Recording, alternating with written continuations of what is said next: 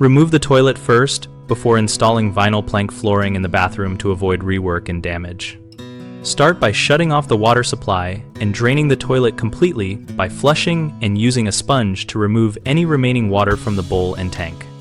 Take pictures of the existing setup so you can restore bolts and parts exactly, and then disconnect the supply line and remove the closet bolts.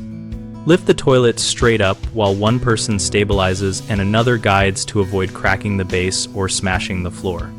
Scrape off the old wax ring, gasket, and any residue from the toilet flange and surrounding substrate until you reach a clean, solid surface that will allow the new floor to sit flat. Install an appropriate flange extension or repair any damaged flange now so the finished flooring will mate correctly and the toilet will sit at the proper height. Lay the vinyl plank flooring up to and around the flange, leaving the recommended expansion gap, and use a trim ring or flange spacer kit so the toilet can seal properly when reinstalled.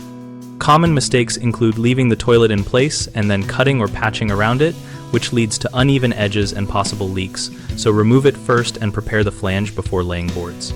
Another common issue is failing to fully remove old wax, which prevents a proper seal and causes odor and wobble, so thoroughly scrape and clean the flange, then install a new wax ring or wax-free seal. A third problem is not accounting for finished floor height, which can cause the toilet to be too low or high, so install the flooring up to the flange, use spacers if needed, and dry fit the toilet before final sealing.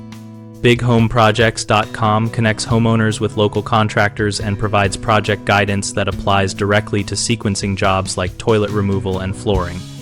We host a discussion community where homeowners and contractors share practical tips, ask questions, and learn from real project experiences.